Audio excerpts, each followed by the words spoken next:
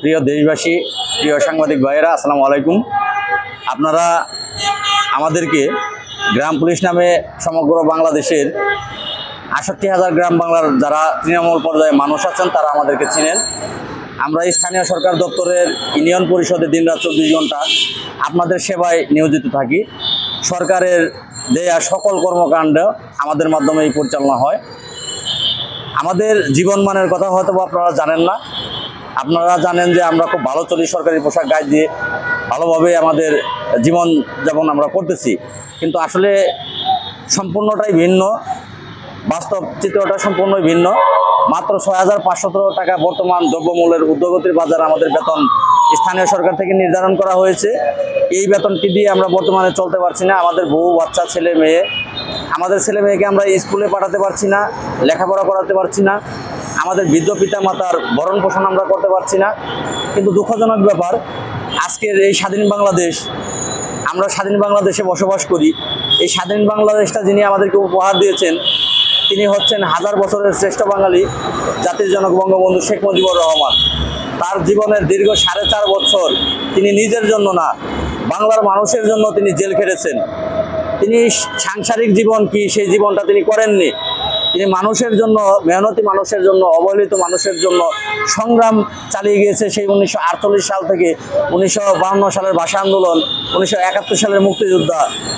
তার একটাই চিন্তা ছিল, তার একটাই চেতনা ছিল, সারা বাংলাদেশের ৮৭,০০০ গ্রাম বাংলা, বর্তমানে এই ২৭,০০০ গ্রাম বাংলার মানুষ স্বাধীনতা পাবে, তারা নিজেরা চলবে, নিজেদের ব্যক্তিগত ভাবে চলবে, এটা নিয়েই তিনি যুদ্ধ করেছেন। কিন্তু দুঃখজনক ব্যাপার, স্বাধীনতার ৫৩ বছর পার হয়ে গেলেও আমরা কিন্তু ৪৭,০০০ গ্রাম পুলিশ বাহিনী সদস্যরা স্বাধীনতার সুফল পাইনি। ১৯৭৫ সালে জাতির জনক বঙ্গবন্ধু শেখ মুজিবুর রহমান তিনি ৪৭,০০০ গ্রাম পুলিশ বাহিনীর সদস্যদেরকে জাতীয় বেতন স্কেলের একটি প্রজ্ঞাপনপত্র দিয়েছিলেন, যা ১/১/১৯৭৬ প্রজ্ঞাপনপত্র জারি হয়েছিল। কিন্তু দুঃখজনক ব্যাপার, বঙ্গবন্ধুর মৃত্যু হয়েছিল ১৯৭৫ সালের ১৫ই আগস্ট। তার মৃত্যুর সাথে সাথে গ্রাম পুলিশ বাহিনীর স্বপ্নটাও মাটি চাপা পড়ে মৃত্যু হয়ে যায়। স্বাধীনতার দীর্ঘ ৫৩ বছরেও আমাদের সেই বঙ্গবন্ধুর প্রজ্ঞাপনপত্রটি বাস্তবায়ন হয়নি। আর সেই বঙ্গবন্ধুর প্রজ্ঞাপনপত্রটি বাস্তবায়ন করার জন্যই আমরা আজকে যুদ্ধ করে যাচ্ছি। বঙ্গবন্ধু আদর্শ গ্রাম পুলিশ বাহিনী কেন্দ্রীয় কমিটির পক্ষ থেকে ২০০৮ সালে বাংলাদেশ সরকার কর্তৃক জাতীয় বেতন স্কেলের গেজেট প্রকাশ হয়েছে ২০১১ সালে। ২০০৮ সালে আছে প্রজ্ঞাপনপত্র, ২০০৯ সালে প্রজ্ঞাপনপত্র আছে, ২০১০ সালে প্রজ্ঞাপনপত্র আছে। কিন্তু প্রজ্ঞাপনপত্র অনুযায়ী ২০১১ সালের গেজেট অনুযায়ী আমাদেরকে বেতন দিচ্ছে না। এই বেতনটার জন্যই আমরা আজকে দীর্ঘ ৩৭ দিন যাবত এখানে লাগাতার অবস্থান কর্মসূচি পালন করে যাচ্ছি। আমরা আশাবাদী, যিনি এই বাংলাদেশ স্বাধীন করেছেন মেহনতি মানুষের জন্য, তারই সুযোগ্য কন্যা দেশরত্ন জননেত্রী মাননীয় প্রধানমন্ত্রী শেখ হাসিনা, তার হাতে আজকে এই দেশ। তিনি এই দেশের সকল মানুষের চিন্তা যেহেতু তার মাথায় আছে, তিনি ৫ ওয়াক্ত নামাজ পড়েন, তিনি কারো হক মেরে খান না। অবশ্যই তিনি ৪৭,০০০ গ্রাম পুলিশ বাহিনীর সদস্যদের যে ন্যায্য পানের দাবিটি জাতীয় বেতন স্কেল, সেই জাতীয় বেতন স্কেল জাতীয়করণ সেটা তিনি করে দেবেন, এই আশা নিয়ে আমরা এখানে দীর্ঘদিন বসে আছি। আমরা আশাবাদী ইনশাল্লাহ তার সুনজরে আসা মাত্রই আমাদের বিষয়গুলো সমাধান আসবে। আর যতক্ষণ পর্যন্ত তার সুনজরে আসবে না, ততক্ষণ পর্যন্ত আমরা এই লাগাতার অবস্থান ছেড়ে বাড়ি যাব না। ধন্যবাদ। আসসালামু আলাইকুম। বাংলাদেশ গ্রাম পুলিশ বাহিনী আজকে ৩৭ দিন যাবৎ আমরা এই জাতীয় প্রেস ক্লাবের সামনে লাগাতার অবস্থান কর্মসূচি পালন করতেছি আমাদের জাতীয়করণের এক দফা দাবি নিয়ে।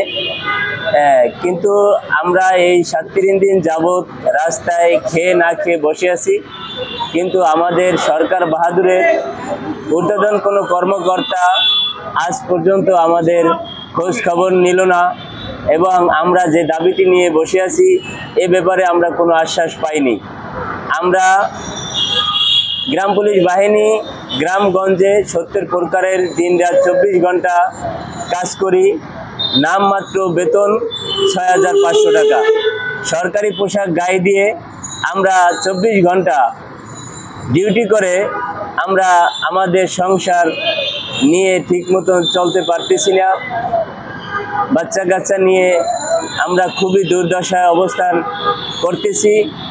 এই জন্য আমরা এই জাতীয় প্রেস ক্লাবের সামনে এই এক দফা দাবি নিয়ে লাগাতার অবস্থান করতেছি।